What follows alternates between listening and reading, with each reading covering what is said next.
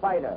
Carnera, the man who many thought was a setup, but who has showed himself distinctly and clearly to be a tough hombre to contend with. Here's Sharky moving in, but he backs Carnera against the rope, but in close. Primo just misses him again with a right uppercut to the chin. They back their way back towards the center of the ring again. Sharky steps in, feints with his left glove, dances away. Notice his footwork on his toes all the time. He ducks away from a left lead, aims from his face, bounces from side to side, while in close, Carnera gets in a light right to the body, and then they go into a feint. Once more, they maneuver away from each other. Here's Sharky stepping from one side and then to the other, bobbing, weaving, ducking under his opponent's left armpit, but not quite fast enough to get away from a right high on the head. Here's Sharky still moving in. He's slowly but surely trying to find a way and weapons with which to beat the big fellow. Here they are, still working very fast. It's been a great battle so far, and plenty more action in store. Sharky just missed a wild right, aimed for Primo's chin. Carnera moves in, but here's Sharky again, bobbing, weaving, stepping back a little bit, rushing in with a short right to the ribs, and almost crowding Carnera against the ropes. Once more, Primo comes with his aggressive attack, but they fall into close quarters. Sharky just steps away to one side. Note the comparison between these boys once more. See the little fella and the giant, but note the difference. What boxing skill and experience means against a tyro in the game. Here's the bell for the end of the third round, and now we're coming up to a hectic session. Round 4. They square up once more. Note Sharky now, the way he's bobbing and weaving, letting go a right that just grazed the chin, is feeling Carnera out now. Carnera moves in there working fast. Sharky pumps a hard left to the body and another left to the giant's midsection. Notice the way he steps on the gas. Boy, oh boy, what he can do with those blows. Again, he comes hard.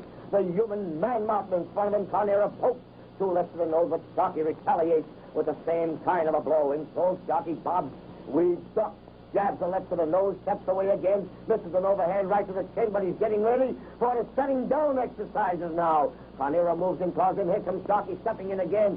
Carnera once more steps away, steps in, misses a right lead for the head. Now Sharky is trailing him again, coming in close, taking a couple of right pokes to the ribs, but standing and keeping his poise pretty well. What's more, Sharky, watch the way he gets on his toes again, coming in towards the man mountain, switching a left hook for the chin. It missed the mark. A right left poke into Carnera's body, and as Carnera missed the left, he followed with a right against Sharky's jaws. He backs the glob against the rope. Here's Sharky with a left to the body, a left hook alongside of Carnera's chin. Carnera comes back with his own right to the body and jaw, but Sharky is still after him all the time. He's switching, waiting for the attack to start. Once more, Sharky moves. There goes the left hook on the chin, and down goes Carnera. He's down on one knee for a count of 6. He gets up momentarily, falls down. Sharky's protesting that he should be counted out. He starts to argue. Now he's starting to run out of the ring, and only his manager, Johnny Buckley, grabs him, pushes him back. Sharky lost a valuable minute that time arguing about the rules. The gunboats declared, took up the count at the 6, and here's Carnera trying to weather the attack, and he does. Just Sharky's boneheadedness that time accounting for failure to finish the battle. It was his argument that he should have won when Carnera fell down again after trying to get up. Here we are in round 5. Sharky again carrying the fight to the giant. He almost went through the ropes in his anxiety to land on Carnera. Primo still trying to use his boxing skill. Notice the way he pushes his head back and out of range every once in a while. That's a little bit of science in the good old Marquis of Queensberry game. Again, Sharky moves in, hooks a hard left alongside of the giant's chin, and another left hook to the jaw. Carnera tries to keep a smaller and more experienced foe off with those left jabs to the face, but Sharky's boxing is getting better and better. There goes a long, rangy right to the chin. Again, he moves in, bobbing. Notice the way he steps in, away. He blocks beautifully as Carnera tries to slip him at close range. There they are once more back in the center of the ring. Carnera, the giant, proving to the human race that he's not a freak by any means, but a man who will have to be contended with in years to come unless he meets with a mishap in the interim. Sharky backs his man against the rope with a short right on the chin and a left poke into Carnera's body. Carnera gets in close, works the left and right, high on the gob's head, but Sharky is back with a left to the cheek and a short right to the midsection. Here they are once more, running their stuff in the center of the ring. Sharky knows the way he bobs and weaves away from the punches, sneaks in past his opponent's right guard with a left hook on the chin, bobs and weaves again. Carnera now a little bit nonplussed by his opponent's style, tries to crash a right to Sharky's jaw, finally reaching the smaller man with a left to the nose. Again, they squared up. Again, Sharky bobs and weaves at the end. The fur coat, which they brought along with them for protection, and wondering what will be the ultimate outcome of the contest between the giants from Italy and the American heavyweight champion. Carnera still is doing fine work against his more experienced foe, but Sharky is just moving in, dancing around, allowing his spot Carnera to jab and crowd him to the rope, but still bobbing and weaving, jabbing with a left occasionally and poking another left into the body. Watch the way Sharky bobs and weaves and ducks away from a hard right-hand uppercut that Carnera tried to aim for the chin. As the battle progresses, the crowd keeps on in amazement, and despite the shivering cold, they're just intent, forgetting everything, what's going on, oblivious to the weather conditions and all, just to see what will be the final outcome of this struggle, the battle of 1931. Here's Carnera, the giant, moving towards his smaller opponent. Remember, it looks, when you look at this picture, you'll always imagine that Carnera is always on top of his man, but that is mainly due on account of the difference in size between the two antagonists. Grumble Smith, the referee, again steps away from the boys.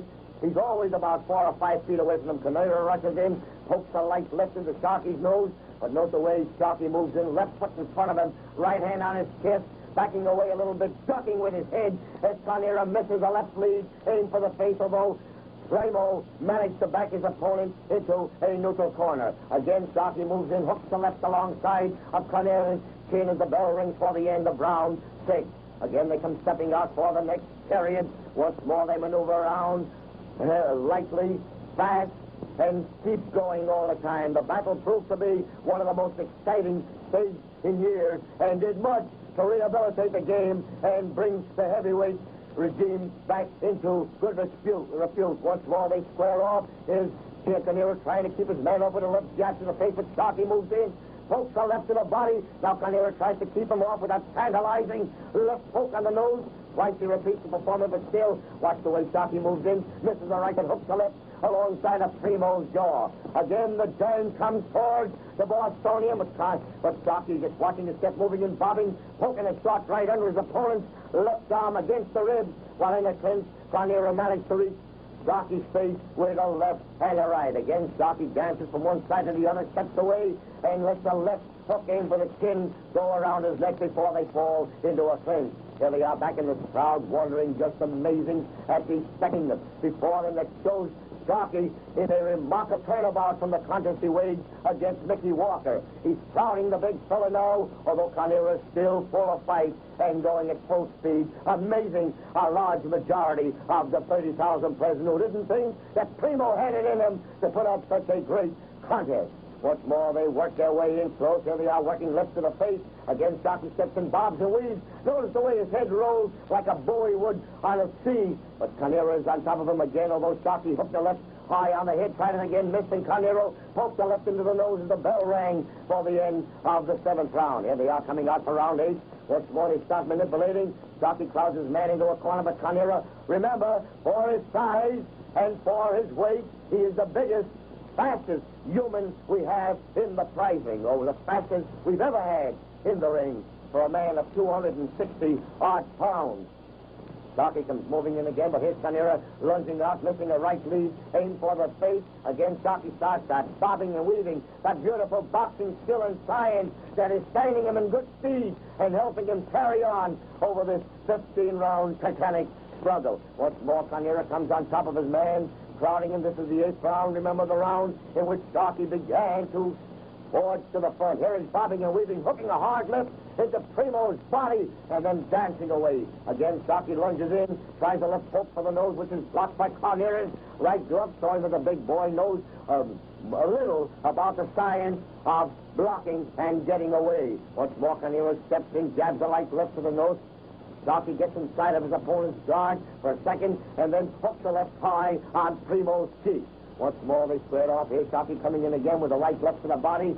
Carnera rushes in this time. Sharky's left went around his neck, and as Carnera looked at the referee, Jack hooked another left on the chin. Back in the center of the ring again, Sharky crowds his man, ducks away from a hard right aim for the chin, He's working beautifully, that Boston boy is, the Sharky that made history several years ago. 5 years ago in the same ring, Sharky came to the front by defeating Harry Wills, the Black Menace. And here he is the same night, almost the same moment 5 years later, and the same day, Columbus Day, battling one more and putting up a great contest.